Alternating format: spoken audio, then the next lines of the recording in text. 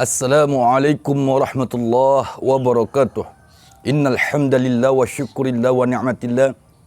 Rabbi israh li sadri wa yassir li amri wa hlul 'uqdatam min lisani yafqahu qawli.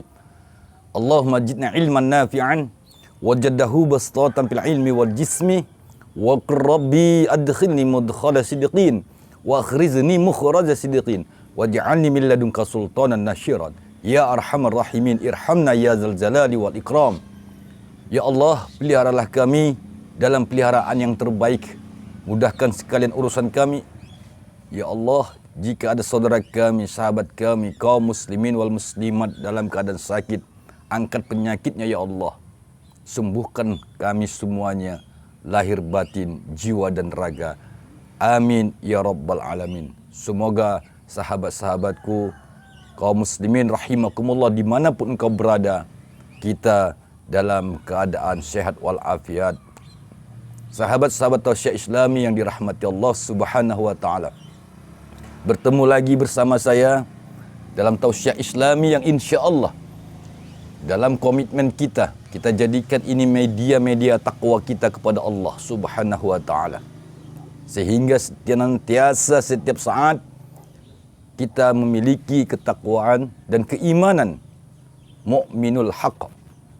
Sahabat-sahabatku, melihat fenomena kehidupan sekarang ini, kita kembali dituntut oleh keadaan karena kelalaian kita dalam mengamalkan suatu amalan yang telah diajarkan Rasulullah Muhammad SAW. Ya, zaman ini sama seperti mana di zaman Rasulullah. Di saat Rasulullah membangun suatu peradaban di kota Madinah Yashrib, bergelimang, bersatu, berbaur dengan segala bangsa, suku, bahkan kepada kepercayaan dan aliran. Semuanya diayomi dan dirangkul oleh Rasulullah Muhammad SAW. Pada saat itu juga terjadi yang namanya kemunafikan, pengkhianatan di dalam tatanan hidup pada zaman Nabi Muhammad SAW. Begitu juga yang kita lihat keadaan sekarang di bangsa kita, khususnya bangsa Indonesia, dan di belahan bumi manapun. Itu sama terjadinya pengkhianatan dan kemunafikan. Sahabat-sahabatku yang dirahmati Allah Subhanahu wa taala, inilah amalan yang diajarkan guru kami. Ya, kami mendapatkan ijazah ini sudah lama, dan ini menjadi satu aurat amaliyah kami apabila selesai solat fardu ataupun sebelum solat fardu. Jika sahabat-sahabatku mau mengamalkannya, insya Allah aku ijazahkan qabiltu, dan ini menjadi satu ciri khas di dalam satu padepokan oleh guru-guru kami, yaitu Hizib Al-Hasr. Sahabat-sahabatku, jika engkau amalkan istiqomah minimal sehari 2 kali, yaitu sebelum subuh dan sebelum maghrib, atau sesudah solat subuh atau setelah solat maghrib. Hizib Al-Hasr ini sudah ada sejak zaman Nabi Muhammad SAW, karena pada saat itu Nabi bermunajat kepada Allah. Ya Allah, bagaimana mengatasi kaum munafik, orang-orang yang berniat pengkhianat dalam tatanan kehidupan. Itulah munajat Nabi Muhammad SAW di Madinah. Sahabat-sahabatku, jika kita mau mengamalkan ini, insya Allah semua pengkhianat bangsa, semua orang-orang munafik yang ada di negeri kita, di bumi mana, belahan mana saja, pasti mereka akan tersingkir. Ya, mereka akan binasa dan mereka akan hancur dengan izin Allah. Adapun kehebatannya, orang yang mengamalkan Hizib Al-Hasr ini, maka dia akan dijaga 70.000 malaikat Allah.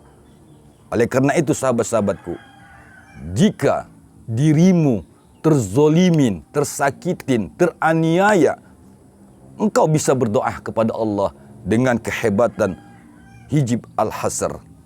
Silakan buka Al-Quran surat Al-Hasyr. ayat 18. Amalkan itu. Adapun hijibnya yang akan kubagikan kepada sahabat-sahabatku rahimakumullah. Pertama, di saat kalimat yang berbunyi, sekali lagi, wallahul ladzi la ilaha illa huwa alimul ghaibi wasyahadati huwar rahmanur rahim. Masukkanlah hijibnya ke dalam. Subhanallah walhamdulillah wala ilaha illallah wallahu akbar. Seperti itu yang diajarkan guru kami. Kemudian ulangi lagi sebanyak 3 kali. Wallahul ladzi la ilaha illa huwa alimul ghaibi wasyahadati huwar rahmanur rahim. Maka dijawab oleh beramai-ramai, subhanallah walhamdulillah wala ilaha illallah wallahu akbar. Baca 3 kali. Kemudian masukkan hijib yang keduanya. Lanjutan ayat tersebut, sahabat-sahabatku, wallahul ladzi la ilaha illa huwal malikul quddusus salam al malikul quddusus salamul mu'minul muhaiminul azizul jabbarul mutakabbir subhanallahi amma yusyrikun. Masukkan hijibnya. Subuhun quddusun rabbuna wa rabbul malaikati warruh. Lantunkan itu sebanyak 3 kali juga. Kemudian baca ayat ke-24-nya. Wallahul khaliqul bari'ul musyawwirul lahul asma'ul husna. Yusabbihu lahu ma fis samawati wal ardh. Wahuwal azizul hakim. Masukkan hijibnya lagi. Ya arhamar rahimin irhamna irhamna irhamna ya zal jalali wal ikram. Lakukan sebanyak 3 kali juga. Sahabat-sahabatku yang dirahmati Allah, begitu malaikat Jibril mengantarkan surat Al-Hasr ini kepada Rasulullah, maka Rasulullah pun beserta para sahabat di Madinah mengamalkan surat Al-Hasr ini. Dan itu menjadi suatu aurat pada zaman itu. Saat itu Rasulullah menghadapi kemunafikan dan juga pengkhianat-pengkhianat bangsa. Sahabat-sahabatku, ayo kita sama-sama amalkan hijib Al-Hasr ini. Sehingga dalam waktu 41 hari, 41 malam, pengkhianat-pengkhianat bangsa, orang-orang munafik di negeri kita dengan izin Allah akan tersingkir dengan sendirinya tanpa harus kita sentuh.